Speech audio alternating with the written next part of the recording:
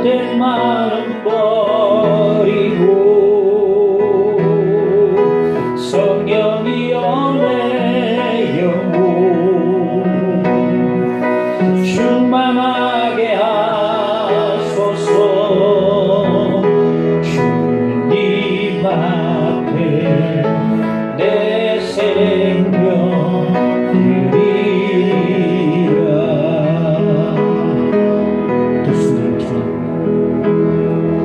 손 들고 찬양합니다. 아직 오실 왕 여호와께 우리 주만이 나를 다스리네. 나 주님만을 섬기리. 헛된 마음 버리고 성령이여 내 영혼 충만하게 하소서. 주님 앞에 내 생명 드리. 나 주님만을 섬기리. 헛된 마음 버리고 나 주님만을 섬기리. 헛된 마음 버리고 성령이여 내 영혼 충만하게 하소서. 주님 앞에 내 생명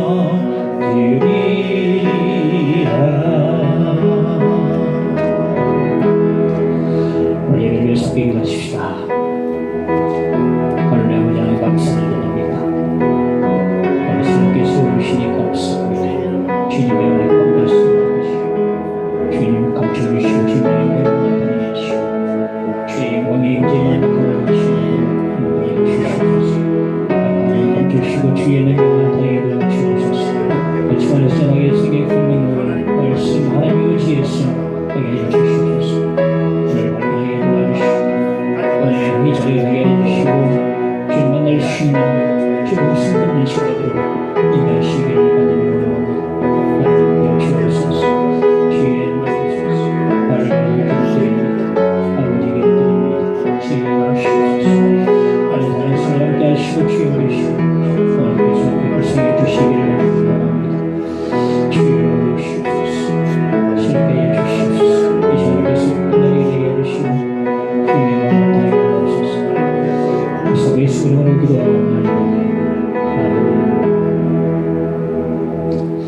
사도행전 6장을 보겠습니다. 7절에서 15절까지 보겠습니다.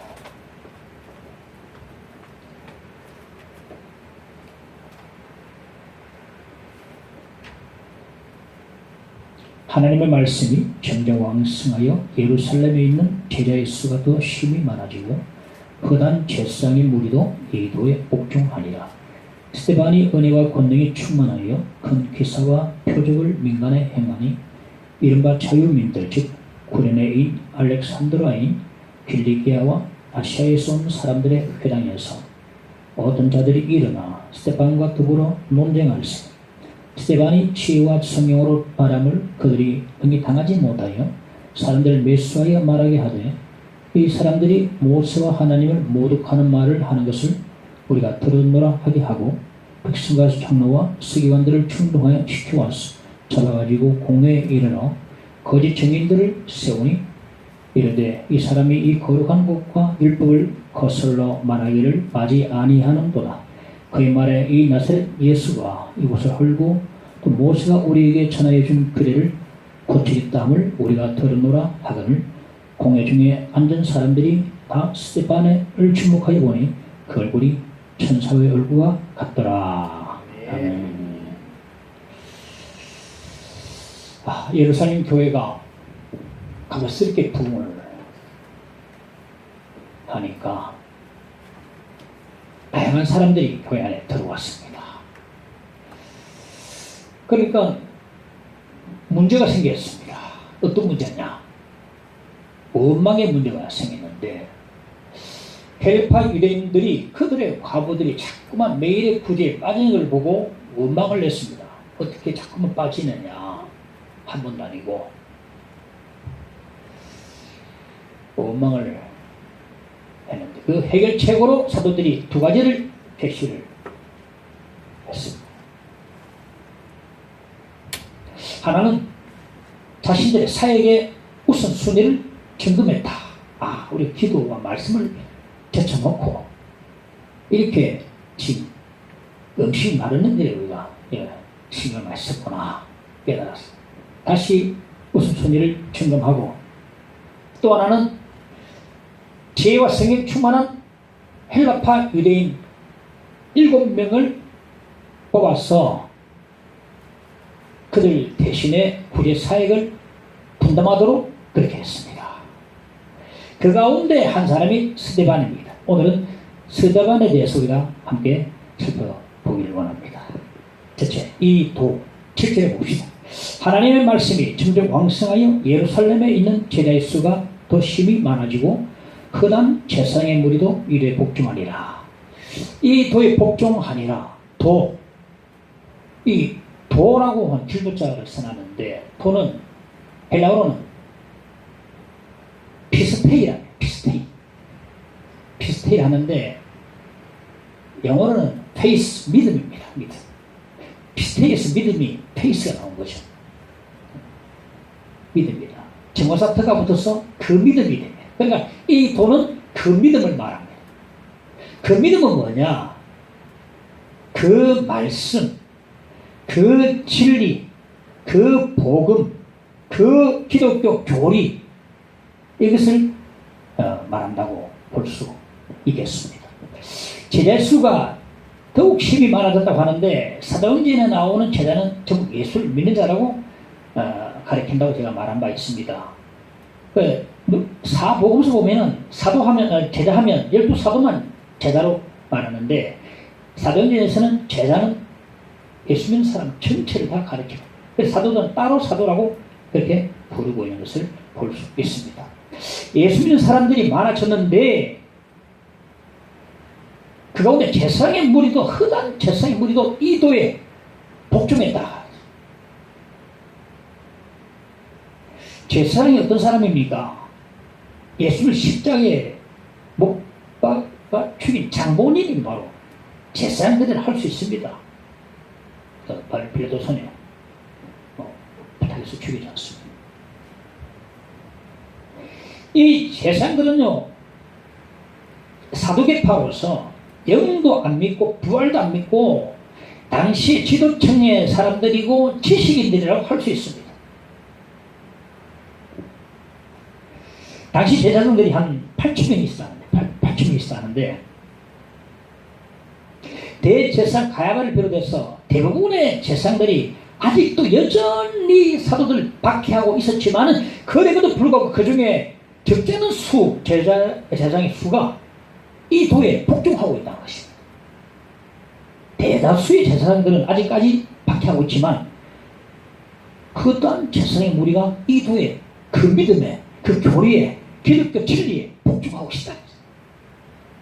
여러분 제사장들이요 방금 제가 잠깐 설명했지만 이런 사람이 예수 믿기란 내가 어렵지 않습니다.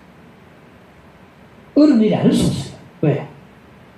이런 제사장들이요 예수를 십자가 못 박아 죽였죠. 또 부활도 영도 안 믿죠. 이런 사람이 예수를 믿었다는 것은요 보통이 아닙니다. 이 도에 복종했다고 했어요. 다시 말해서 그 복음이 그들을 복종시킨 거죠. 그 복음은요 그 누구도 복종시킬 만한 힘이 복음에 있습니다. 제사장 무리들도 복종시킬 만한 힘이 있다는 것입니다. 반항적인 회심자 C.S. 루이스의 책 예기치 않는 기쁨을 읽어보면 그 가운데 저 표현이 좀 조심스럽지만 하나님을 하늘의 사냥꾼이라고 표현합니다. 하늘의 사냥꾼이다.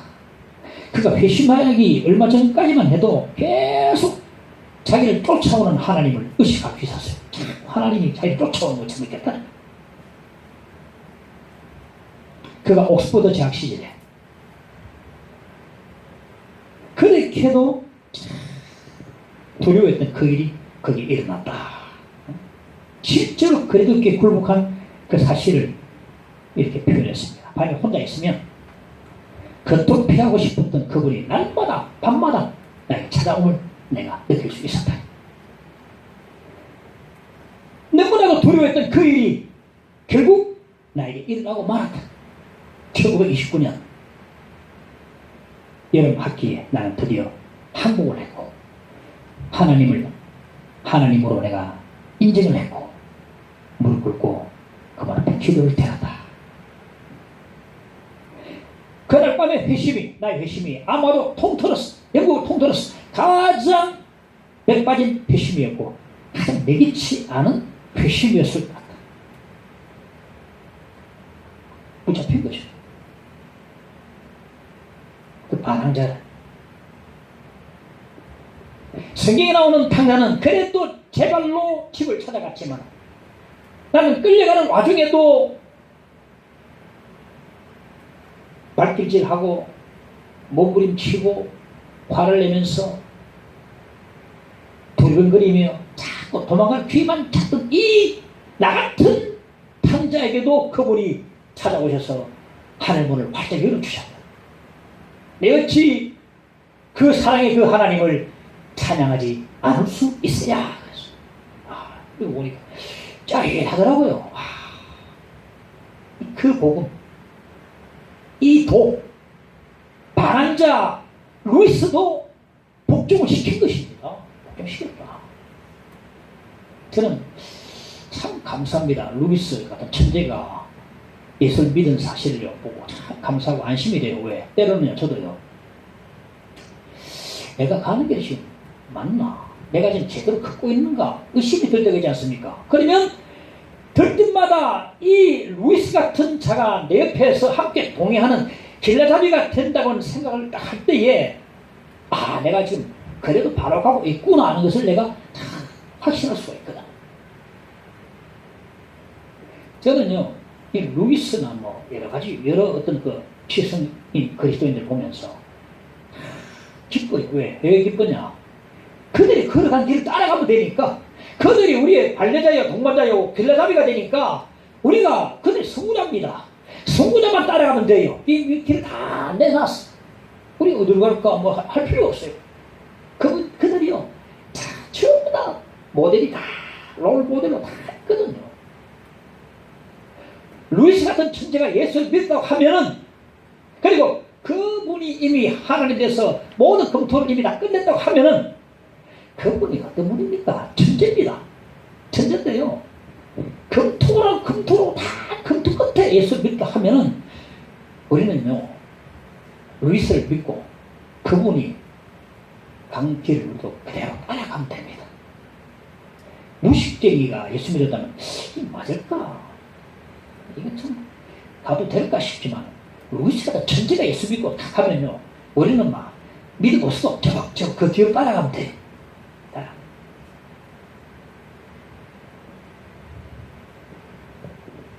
그 복음에 믿기 힘들었던 제사장무리도 복종하고, 반항자 루이스도 복종했습니다. 복종시켜버렸어. 그 복음, 이 기독교 진리는요,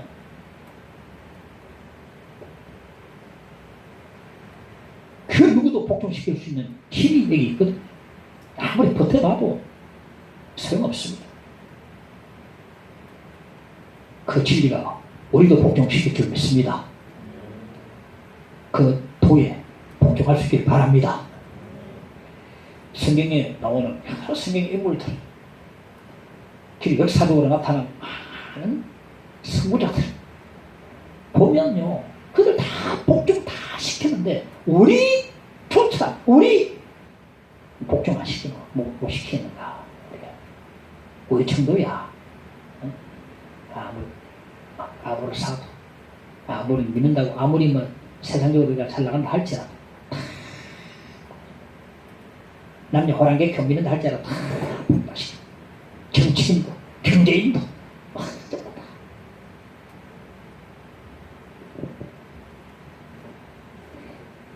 논쟁이나 봅시다. 구절에 보면 이른바 자유인민들 즉 구레네인 알렉산드라인 길리기아와 아시아에서 온 사람들의 회당에서 어떤 자들이 일어나 스데반과 더불어 논쟁할세.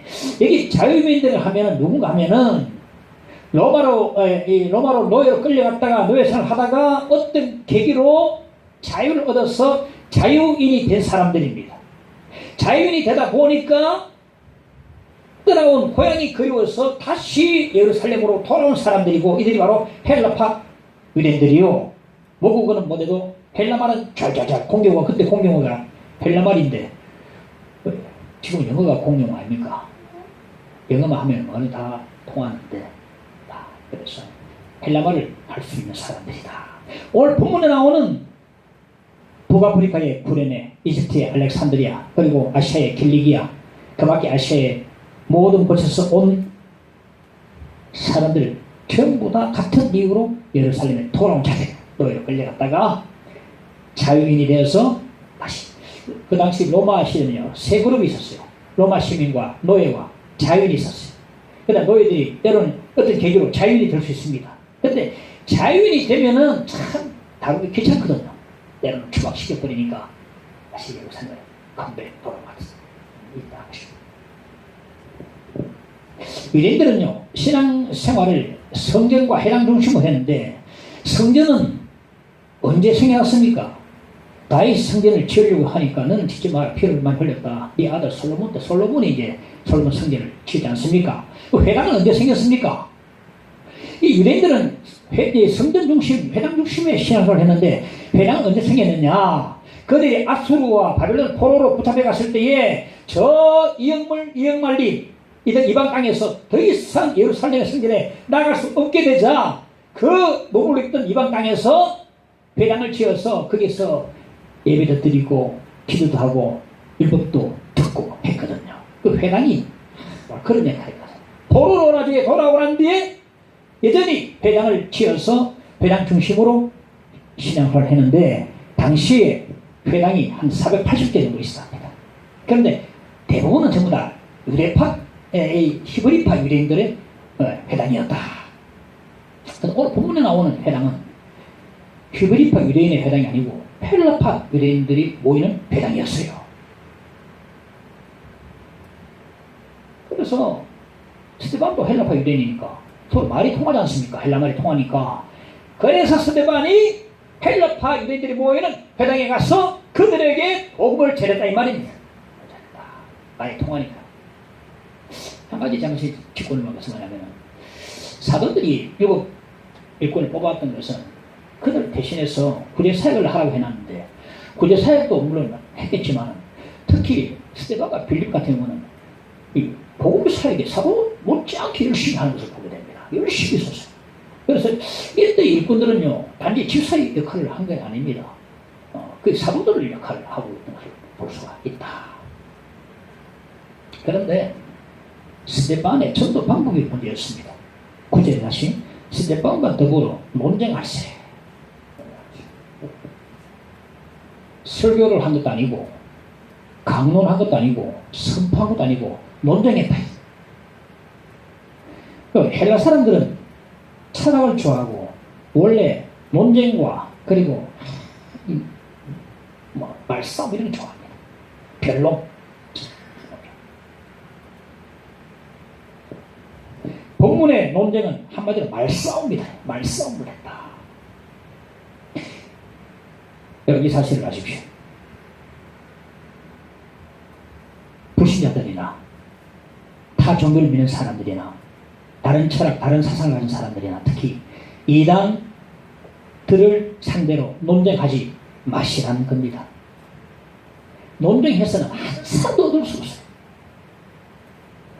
논쟁을 해서는 한 사람도 얻을 수 없다. 이 일을 일찍 바울이 경험한 바입니다.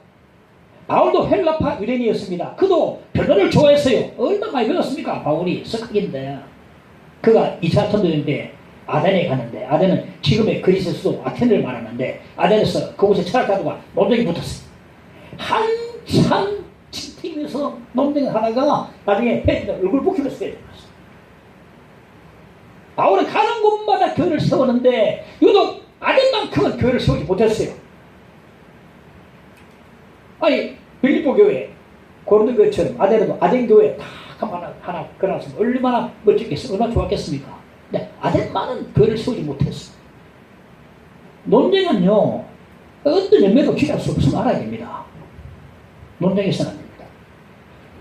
10절에 보면 스데반이 지혜와 성령으로 말함을 그들이 능히 당하지 못하여, 논쟁에서 스데반이 이겼다 하죠.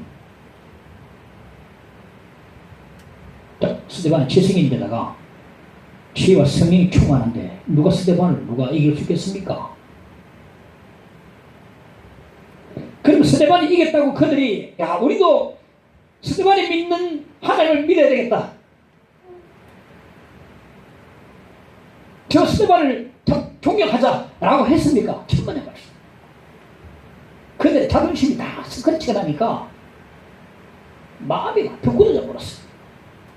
이를 갈았습니다. 자존심이 뭉개졌으니까. 그 7장 가면요, 스데반을 죽여버립니다. 죽여버립니다. 우리가 사단을 우리가 소개를 한번 합시다. 사단을 보시면, 사단, 이게 사단인데, 사단이 어떤 줄 아십니까? 무서운데, 발톱이 어떻고, 그리고 막 이빨이 어떻고, 사단을 여러분, 사람에게 소개할 필요가 없어요. 그 사단은 그냥 막 소개하지 말고 풀어놔버리면 돼요. 풀어놓으면 전부 다 사자가 어떤 동물인지 알 수 있다는 것입니다. 우리가 복음을 가지고 불신자들에게 일일이 다 설명할 필요가 없고 논쟁할 필요가 없다. 예수는 그리스도라, 예수는 길이요 생명이라, 예수를 믿어라, 선포를 하면 됩니다. 복음을 풀어놓는 거예요. 그리고 관심이 있어서 궁금해서 가까이 오는 사람에게 자세하게 설명해 주는 겁니다. 그래서 예수를 인도하는 거예요. 선포하면 돼요. 선포. 예수는 그리스도다, 예수는 하나님의 아들이다, 메시아다.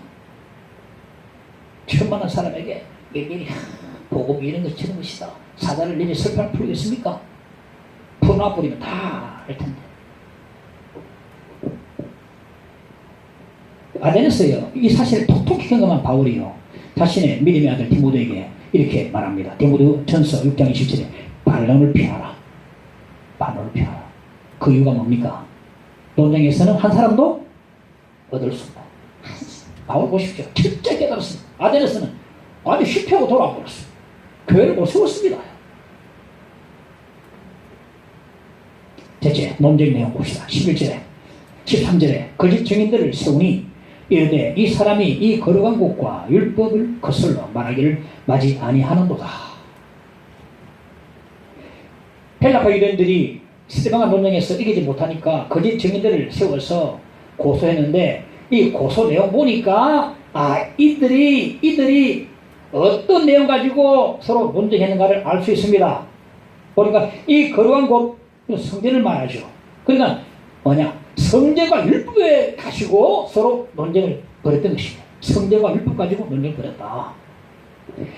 이들의 말에 따르면 스데반이 뭐라고 주장했는가 하면 14절에 보면 그의 말에 이 나사렛 예수가 이곳을 헐고 또 모세가 우리에게 전하여 준 규례를 고치겠다 함을 우리가 들었노라 하거늘. 예루살렘 성전은요, 유대인들이 가장 거룩하게 여기는 곳이고 하나님이 임재하시는 곳이거든요. 이 유대인들의 신앙은 성전 중심의 신앙입니다. 다윗도 보십시오. 성전과 멀어지니까 성전 향해서 언제 내가 하나님을 떠올고 그 시오사 바라보면서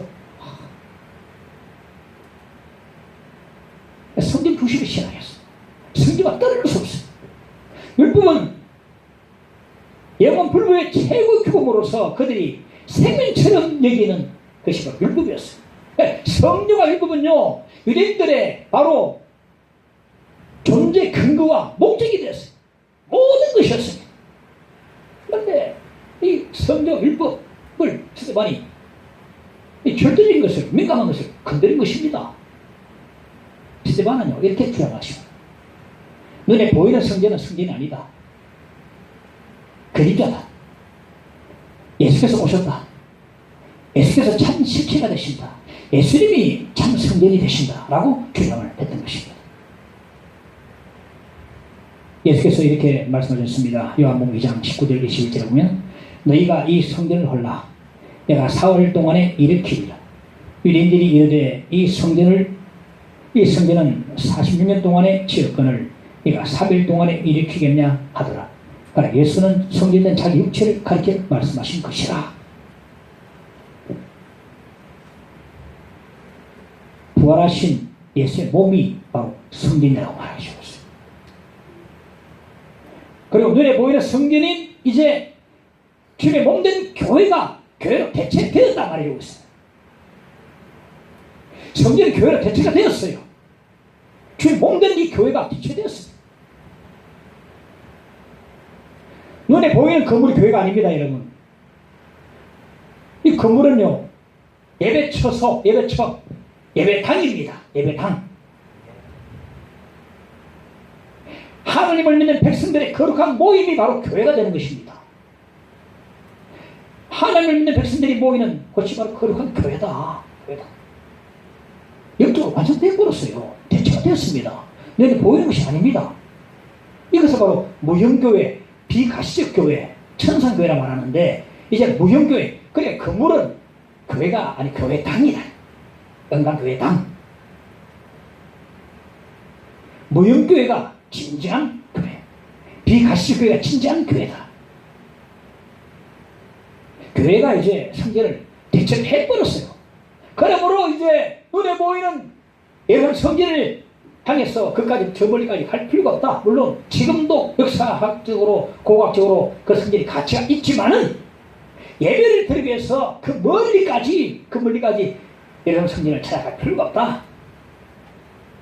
하나님 있는 백성들이 모임이 바로 교회다. 두세 사람이 모이는 것이 나도 그들 중에 있다 했거든. 세 사람, 두 사람이 카페에서 성경 공부하면 그 바로 교회다. 교회다. 직장에서 정말 쉼에 모여서 같이 한자리 무릎 꿇고 기도하면 그것이 바로 교회가 되는 거예요.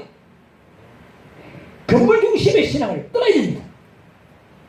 내 안에 성전이 있어요. 이루어졌습니다. 그러므로 지금은 교회가 성전을 대체를 해버렸습니다.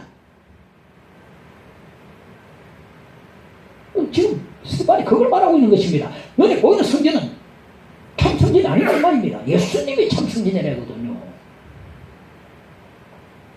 그리고 헬라파 유대인들은요 말씀하기를 모세가 우리에게 전하여 준 규례를 고치겠다 함을 우리가 들으노라 했는데 그들은요 스데반을 통해 들은 예수님의 말씀을 잘못 알아들었다고 봅니다.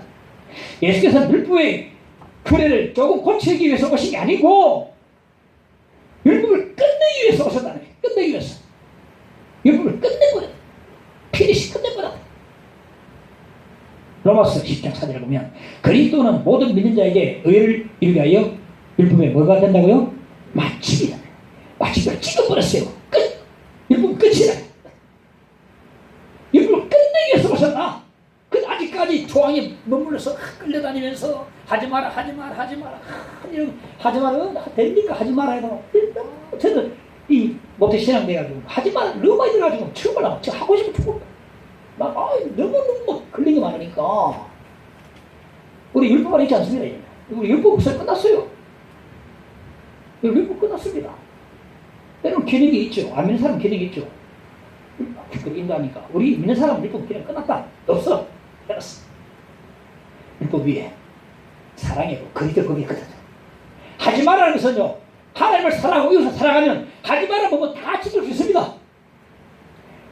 하나님을 사랑하면 안식을 지키게 되고 이웃을 사랑하면 이웃의 부분은 돌입하지 않게 됩니다. 그리고 하지 말아야 내지 말고 하라. 사랑하라. 사랑하면은 다 지키게 되었어요. 내 집은 쉽고 가벼울까 했거든요. 율법 아래 있으면 너무 힘들지만은 내 집은 쉽고 가볍다.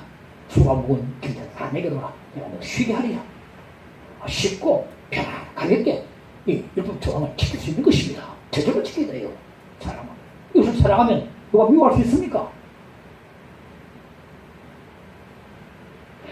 율법은요 유통기한이 언제까지냐면은 갈라디아서 3장 19절에 보면 그런즉 율법은 무엇이냐 약속하신 자손이 오시기까지 있을 것이라. 약손 자손이 오시기까지, 바로 예수께서 오시기까지 유통기한이, 율법은 유통기한이 다 있습니다. 예수께서 오시면 율법은 유통기한 끝. 유통기한 끝입니다. 이게 오시기까지 기한이 딱 정해졌어요. 오시기까지 있다는 것입니다. 믿는 사람은요, 이제 율법 아래 있다 없다? 없다. 은혜 아래 있어요. 은혜 아래. 은혜 아래 있고 사랑의 법 아래 있습니다. 하지 말라는 것은요, 하면 다 지키게 되어 있습니다. 십계명은요, 율법의 핵심이 십계명인데 주님의 사랑의 법 아래 있으면 십계명은 갖다 안 합니다. 주님을 사랑하고 하면 안식을 지키고, 그리고 주님을 경배하고, 다른 신을 안 숨기고 말. 이웃을 사랑하면, 그리고 누가 간음을 하고 누가 그러겠습니까? 이웃을 하면서. 사랑의 법은 다 완성이 다 있거든요. 예수님은요, 율법을 완성하라고 했다고 말씀했습니다. 이런 말씀 이해되십니까? 그렇습니다. 아무도 율법대로 행해서 구원받을 수 있는 사람 아무도 없지만 누구든지 예수를 믿으면 구원받게 된 것입니다. 그러므로 예수께서 참 승리되시고 예수는 율법에 완성하신 것입니다. 그래도 아직까지 예수께서 실체가 오셨음에도 아직 그림자, 그 눈에 보이는 성전에 고집하고 말이죠. 그 율법 주황의 조문에 바들바들 떨고 말이죠. 지켜볼 거. 그래 하지 마라 이 말이거든요. 하지 마라. 한마디로 정리하면 유대교는 이제 유대교의 시효는 만료가 되었다. 유대교는 사실 유대교 지금도 팔레스타인 전쟁 적발해 있습니다만은 그들이 우리가 있긴 합니다만 답답한 게 있습니다. 왜? 유대교 시효는 만료가 되었어요. 예수님 뜻으로 만료가 된다는 겁니다. 성경과 율법은 예수님께서 완벽하게 대체하셨다. 대체를 해버렸습니다. 왜 그림자를 붙잡고 실체를 자꾸 판단하느냐. 실체가 왔는데 실체가 있으면 그림자 필요 없어요. 실체가 와가지고 완전 명확하게 얼굴 다 구분하는데 왜 그림자 보면서 이게 코가 눈이가 이게 뭐더라 이게 좀 보이는데 이게 귀가 보이나 할 필요 있습니까? 성전 율법 그림자인데 실체가 있는데 예수님 실체인데 이게 다 보이는데 왜 아직 그림자를 가지고 실체를 판단하고 있느냐 이 말이에요 지금. 말이 그거거든요. 여러분 예수 안에서 자유함을 누리시기가 이제 축원합니다. 더 이상 보이는 건물에 율법 조문에 묶여서 끌려다니지 마시기 바랍니다. 예수께서 성령도 이루시고 율법도 다 이루셨어요. 이제 우리 믿는 자 안에 계시는 성령님 따라서 우리 행하면 됩니다. 성령을 따라 행하여야 않습니다. 성령을 따라 행하면요, 이 예수 믿기 전에는, 예수님 제대로 믿기 전에는 율법이 그렇게 힘들었는데 내 안에 성령께서 계셔서 성령 따라 행하면요, 그렇게 힘들었던 율법이요 쉽고 가볍게 즐겁게 지킬 수 있어요. 전에는 막 은혜 받기 전에는 교회 나오기 너무 가야 되나 말아야 되나 이러다가 은혜 받으면 어휴 하여튼 교회가 신나거든. 너무 쉽습니다. 은혜 받으면요 너무 쉽다. 은혜가 못 받으면 질질 끌려다닙니다. 제가 얼마나 질질 끌려다니는지 아십니까?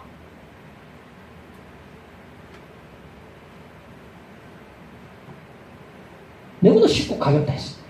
수가 무거운 짐지다다. 수고는요 세상에 침도 되지만은 율법에 침도 되거든요. 수가 무거운 짐지다다. 내가 너를 쉬게 하리라. 내 짐은 쉽고 가볍다 했습니다. 예수 믿으면 은혜 받으면 이제 쉽고 가볍습니다. 이 개울 정도야, 십계명 정도야. 하나님 믿고 하나님 사랑하고 이어서 사랑하는데 이 정도야 쉽게 성경에서 하신 대로 하라는 대로 행하면 쉬우니까. 그래서 스데반이 지금 주장하는 것이 바로 이것이다. 그럼에도 불구하고 이 헬라파 유대인들은 성경과 율법은 우리 모든 것이라 주장했던 그들이 마음이 불편해지기 시작했습니다. 스데반의 주장 들으니까 막 열불이 막 올라왔어요. 그래서 스데반을 죽여버린 것입니다. 도로 쳐 죽여버렸어요. 네 번째, 지성적 거리를 봅시다. 헬라파 유대인들이 그러면 왜 스데반을 죽이려 한 것인가? 그가 지성적 신앙이기 때문에 그렇습니다. 스데반을 도무지 당할 재주가 없었던 것입니다. 그가 만일 갈릴리의 무식한 어부였다면 그대로 내버려 두었을 것입니다. 무식한 갈릴리 어부 말한 개동 철학 아마 그냥 한 개로 흘러버리자. 그냥 가만히 내버려 두자. 라고 상대도 안 할 수 있어요. 무식한 뭐 어부대 떠드는 거 뭐 제가 뭐 들을 것도 없다. 그래 상대하지 말자. 그렇게 할 수 있었습니다. 그러나 스데반은 직선적인 그리스도인이었어요. 이 다음에 사도행 7장에 보면요, 그게 설교가 다 나오는데 얼마나 이 설교가 베드로 설교만큼 한장 전체가 설교인데 얼마나 논리 중요한지. 그리고 성경이 문통이었어요.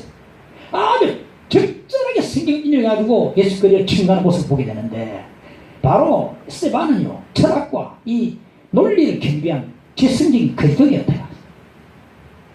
이길 수 없습니다. 지성 그리스도.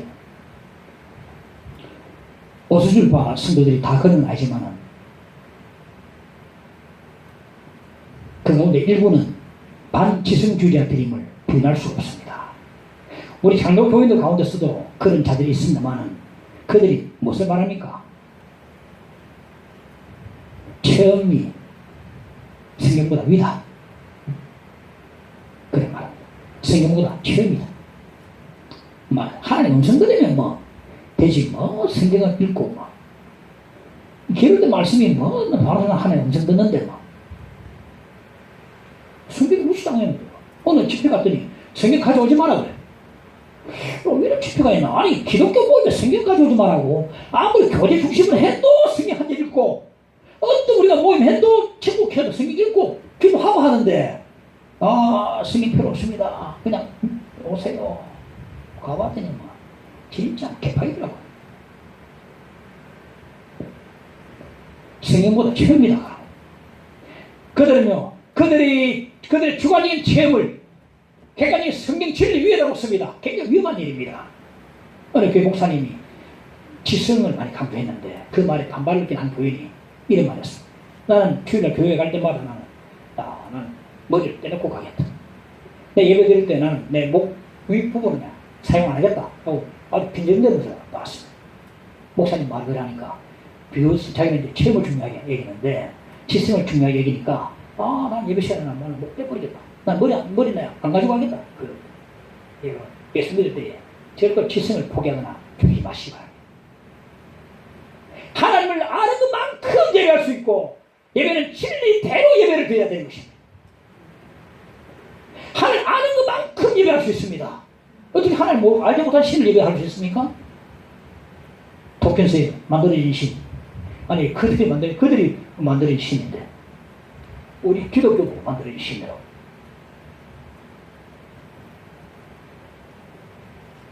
감정적으로 아멘하지 말고 직접 동의가 되어질 때에 아멘하실 때 크게 아멘할 수 있기를 바랍니다. 할렐루야. 그러니까 어떤 데가 교회 여기 아멘입니까? 이거는 가만 조용하니까 우리 그때 진실의 친구였나? 그때 같이 예배 드리는 제 고등학교 때인가요? 아무도 아멘 안 했어요. 내가 아멘입니까? 아무도 안 했어요. 그러니까 예배 하는데 진실아 우리라도 아멘 할걸. 우리라도 아멘 할걸. 그런 말을 하죠. 감정적으로 아멘 하지 말고 말씀에 동의가 되어지고 질적으로 동의가 되어질 때에 크게 아멘 할 수 있길 바랍니다. 그럴 때에 진짜 아멘이 되는 것이거든요. 이런 말이 있습니다. 마귀가 제일 무서워하는 것은 지성과 영성이 결혼할 때이다. 그래서 지혜와 성령 충만하고 지성인인 스데반이 무서운 것입니다. 여러분.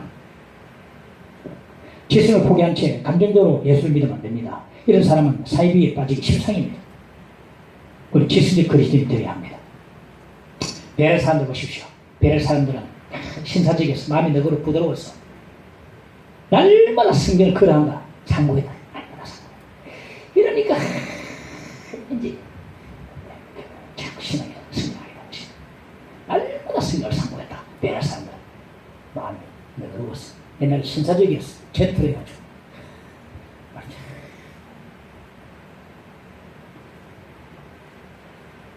루트보다 100년 전에 종교교회를 거쳤던 체코에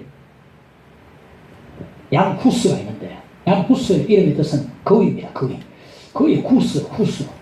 그렇죠? 그러니까 그의 이름의 뜻은 그이다. 그가 로마 가톨릭의 이단도로 천대받고 회양을 당했는데 회양당하기 직전에 이름만 했습니다. 너희가 지금은 이 고의를 불태워 죽이지만은 100년 뒤에 나타날 백조는 너희가 어찌하지 못할 것이다. 그 말이 예언이 됐어요. 정말 100년 뒤에 루트가 출현해가지고 이제 정말로 이제 불보듯이 이제 계획을 해나가거든요. 뭐 알고 있는 듯이 그렇게 후스가 예언을 했던 것입니다. 이 후스가 설교했던 체코 프라하의 틴 교회 앞에는 그의 동상이 세워져 있는데 그 동상에는요 그가 화형당하면서 그가 그토록 외쳤던 7가지 명제가 거기에 기록되어 있다. 진실만을 찾아라. 진실만을 들어라. 진실만을 배우라. 진실만을 사랑하라. 진실만을 말하라. 진실함을 지키라. 죽음을 두려워하지 말고 진실만을 사수하라. 이거 다 화형당한 직전에 맺었던 그 7가지 명제를 다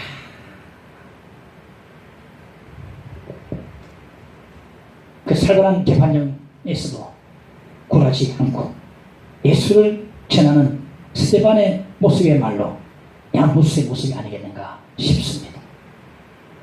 하나님의 진리는 영원합니다. 오직 진리로 살고 진리로 죽고 진리 편에 서고 진리를 사수해 나가는 여러분 되시기를 간절히 축원합니다. 진리 편에 서야 된다. 군사 쿠데타를 우리나라 지금 정치에 보겠습니다. 그건 장로들이 많아요. 자, 내가 지금 빌붙어 있다. 그러나 성경적으로 신앙적으로 하나 앞에서 참으로 총칼을 들고 과연 양분을 학살해야 되겠느냐? 아니지. 아니면 그 내려와야지. 승차하지 말고 마치 권력을 탐하면서 가야 돼. 장관한 사람이 와야 그게 총칼로 탁 같이 동참해가지고 장문을 쓰고 장문을 맞추고 지금 위에서 장문을 맞추고 권사하는 사람이 뭐지 뇌물 받아가지고 뭐지 청매 앞에 나서서 그 몇천원의 코트 들고 말이지 나는 예수 믿는 사람입니다. 부끄러울 줄 알아요. 순간적으로 우리가 그전할 수 있겠는가? 영을 진리 편에 서서 우리가 판단해야 되는 거 아닙니까?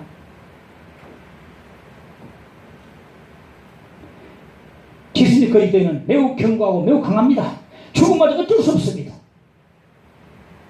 다섯 번째 천사의 얼굴입니다. 15절에 공회 중에 앉은 사람들이 다 스데반을 주목하여 보니 그 얼굴이 천사의 얼굴과 같다.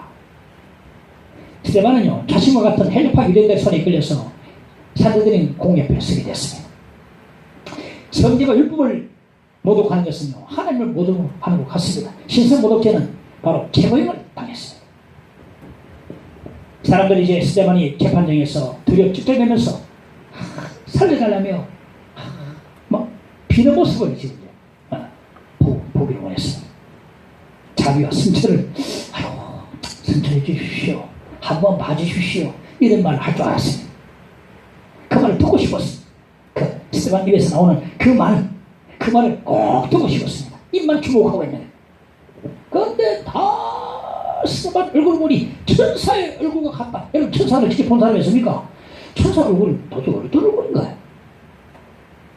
천사를 아무도 본 사람이 없지만은 저 사람 얼굴은 천사와 같다 말은 우리 들어갑니다. 아마도 이 죽음 앞에 서 있는 이 스데반이 얼굴이 평안하고 고요하고 잔잔한 미소가 흐르는 걸 보고 천사 얼굴과 같다고 말하지 않았을까 싶습니다. 자, 그러면 스데반은 죽음 앞에서도 어떻게 천사 얼굴을 할 수 있었을까? 그 천사 얼굴은 어디서부터 온 것이겠습니까? 분명 스데반은요 진리에 대한 확신을 가지고 있었기 때문에 재판장에서도 천사 얼굴을 할 수 있었을 것입니다. 진리에 대한 확신, 진리에 대한 확신 가지고 있었기 때문에 그 죽음 앞에서도 천사 얼굴을 할 수가 있었다. 진리에 대한 확신입니다. 확신. 이래서 지성이 무서운 거예요. 죽음보다 강하고 죽음도 삼켜버립니다. 지성은 꺾을 수 없습니다. 편이 칼보다 강한 겁니다. 조선시대 사육신 보십시오. 그게 다 사진 다 찍기는 그런 처참한 형을 받았지만 결코요 어린 조카를 대신 껴서내고 왕위에 올라온 세조를 보고 공문장에서 왕이라 안 불렀습니다. 대군이라 불렀어요. 그리고 찢겨나갔습니다. 지승은 이길 수 없습니다. 그 사람이 승리한 것입니다. 사도행전 5장 41절에 보면 사도들은 그 이름을 위하여 능력받는 일에 합당한 자로 계심을 기뻐하면서 공약불 떠나니라. 스데반은 자신은 사도가 아니라 할지라도 사도처럼 자신도 똑같은 길을 가고 있음을 알고서 기뻐했다. 그의 제자로서 주님이 가신 그 길을 나도 제대로 가고 있구나 라는 것을 깨달았을 때 그것 때문에 기뻐하고 천사 얼굴이 피었다. 내가 제대로 지금 가고 있구나. 제대로 가고 있구나.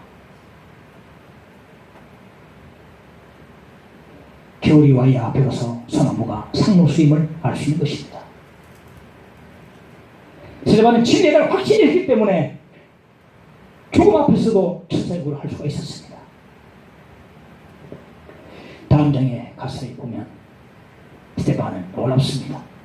자신의 피고석을 설교 강단으로 만들어버리는 대단한 용기를 다음 장에 볼 수 있거든요. 피고석이 앉아가지고 설교 강단이 돼버리는 설교를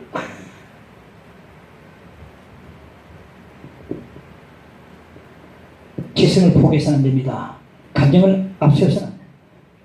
신앙생활을 해서는 안 됩니다. 옛날에는 지성을 포기했어요. 감정으로 기도 나가지고 아니 뭐 분갈 저희야 라고 가면서 남의 엉치고 고박도 하고 막 가지고 나고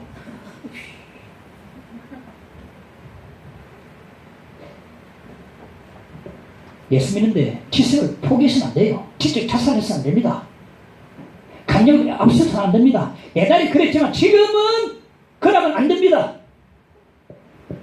그렇게 믿어서는 안 돼요. 그래서 제가 주장하지 않습니까? 성경을 읽자. 책 한 자라도 읽자. 책 아니면 빵점이에요. 뭐 알아야 면장하죠. 읽기 안 쓰면 많은 걸 제가 캐냈거든요. 그래서 거기서 보안을 캐냈어요. 큐티, 일기 엄청나게 캐내고 신문 한 자라도 읽어야 돼요. 한 자라. 세계 한 자라도 읽어야 됩니다. 매상주어라고 매일 3장 읽고 줄 5장 읽으면 1년에 1도 하는데 성경도 읽어야 됩니다. 한길이 목사 살아계실 때 청년이 와서 목사님 같이 좀 디스커션 해봅시다. 야, 그래 뭐 야, 청년 내 물을 게 있냐. 성경을 일독했나? 아직 일독 못했어. 일독하고 오라. 일독하고 와야 뭐가 대화가 되지. 뭐라도 따지겠단 말이냐. 일독도 안 하고 꼭 다물고 있다. 일독하고 나오고 그때 얘기하겠어. 우리 경전 이 성경 텍스트 이 텍스트를 제대로 알아야 컨텍스트 가서 제대로 적용하는 것입니다. 지금 이ran들은요 이 자기들 가진 경전 다 외웁니다. 외워. 중국의 지하교회는요 성경이 없어서 히브리서 그 어려운 히브리 다 외운다 그래요. 히브리 잘 모르나 믿음이 아닙니까? 말합니다. 이 텍스트를 두고 우리가 왜 이걸 외면하고 이 텍스트를 거절하면 하나님은 거절할 것입니다. 어쩌든지 좀 베라 교인들처럼 그 한가위는 날마다 성경을 사고하는 지성인들이 돼야 됩니다. 누가 내 시험 주는 게 아닙니다. 누가 내 시험 쳐주고 책 읽어주는 게 아닙니다. 책이라니까 좀 힘드시죠. 학교에서도 안 읽었는데 그러니까 뭐냐면은 성경이라도 텍스트라도 쭉 읽고 3장 읽고 또 줄쳐놓고 또 표시해놓고 이게 재밌거든. 저는 꼭 이랍니다. 줄치고 표시하고 또 기록하고 요 약간 재미를 가해야 또 이렇게 나가야 되더라고요. 책 읽으면 꼭 표시해놓고 그럼 가져왔구나. 이거 재미로 보니까 감정 앞세워서 신앙생활 대답하지 마십시오. 아는 만큼 예배하고 아는 대로 행할 수 있기를 간절히 축원합니다. 아는 만큼 예배하고 아는 대로 행하는 지성인 그리스도. 네. 우리가 몰랐어. 행하지 못하는 거거든요. 어떤 사람 예배 드린 태도 보면 좀 간절함이 있고 어떤 사람은 왜 그렇습니까? 하나님 아는 것만큼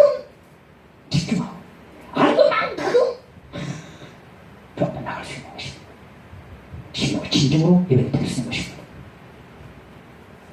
오늘 말씀 듣고 스데반처럼 모두 지승적 그리스도인이 되시기를 주님으로 간절히 축원을 드립니다. 어느 민족에게나 586개 함께 찬송하십시다.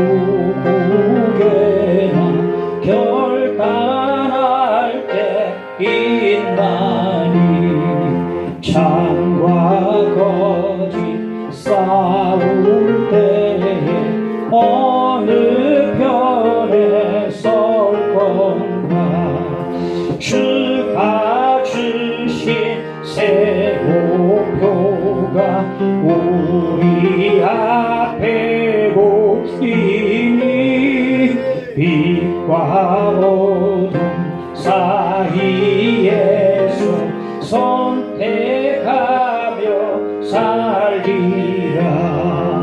고상하고 아름답다 진리 편에 서느니 진리 위에 억압하고 명예히 이뤄도 비겁한 자 물러서나 용감한 자 곳에 낙심한 자 돌아오는 그날까지 서리라. 순교자의 빛을 따라 주의 뒤를 쫓아서 십자가를 등에 지고 암만 향해 가리라. 새 시대는 새 사명 주여 우리에게 주나니 진리 따라 사는 자는 전진하리 언제나. 악이 비록 성하여도 진리 더욱 강하다. 진리 따라 살아갈 때 어려움도 당하리. 우리 가는 그 앞길에 어두운 장막 덮쳐도 하나님이 함께 계셔 항상 지켜주시리.